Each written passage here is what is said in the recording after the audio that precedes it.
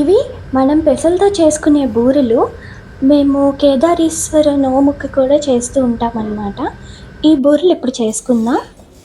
ఒక కప్పు పెసలు బాగా ఎర్రగా వేపాలి. ఇది కనీసం ఒక 10-15 నిమిషాలు టైం పడుతుంది. మీరు తీసుకున్న పెసలు బట్టి.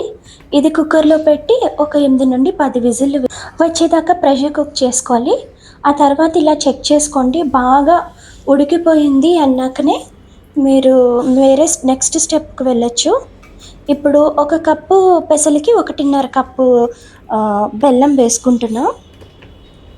మీరు కావాలంటే ఈ రెండు కలిపి మిక్సీ కొట్టేయచ్చు, లేదంటే ఉట్టి పప్పైనా మిక్సీ కొట్టి దాని మీద తర్వాత బెల్లం కరిగించవచ్చు.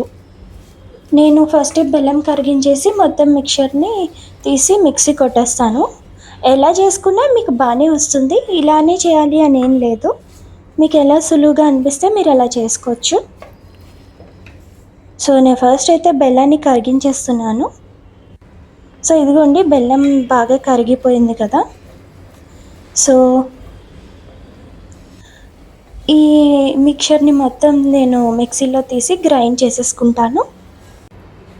దాని మీద కొంచెం యాలకుల పొడి కూడా వేస్తే ఇదిగోండి ఇలా అయిపోయింది.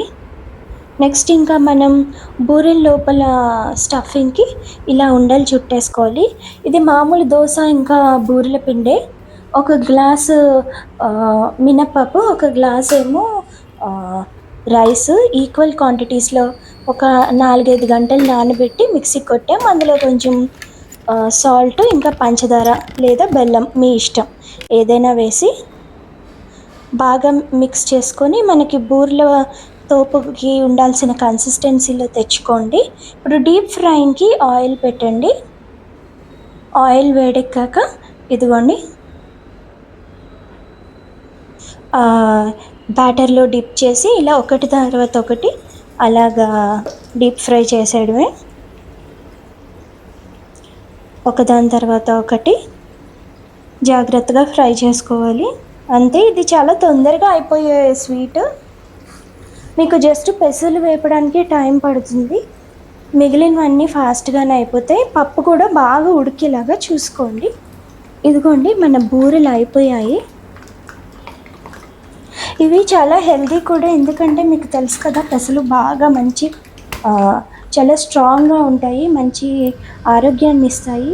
ఇంకా బెల్లం ఇవన్నీ మంచివే. సో మీరు హ్యాపీగా పిల్లలకు కూడా పెట్టచ్చు. మనం ప్రసాదాలకే కాదు, మామూలుగా సరదాగా స్వీట్ తినాలనుకున్నప్పుడల్లా కూడా చేసుకోవచ్చు. ఈ బూరెలు చాలా బాగుంటాయి. బయట కొనే జంక్ ఫుడ్ కన్నా ఇది ఇంట్లో చేసేది చాలా మంచిది. తప్పకుండా ట్రై చేయండి, మీకు నచ్చుతుంది అనుకుంటున్నాను. చాలా సింపులే కదా. ఎలాగో ఇవన్నీ ఇంట్లో ఉండే వస్తువులే, మనం కొత్తగా వెళ్ళి తెచ్చేయాల్సినవి ఏం లేవు. సో ఇదిగోండి ఒక బూరె తీసుకున్నాం. ఏదో తుంచితే ఇలా ఉంటుంది మీకు స్టఫింగ్, చాలా బాగుంటుంది. సో ఖచ్చితంగా ట్రై చేయండి. Thank you.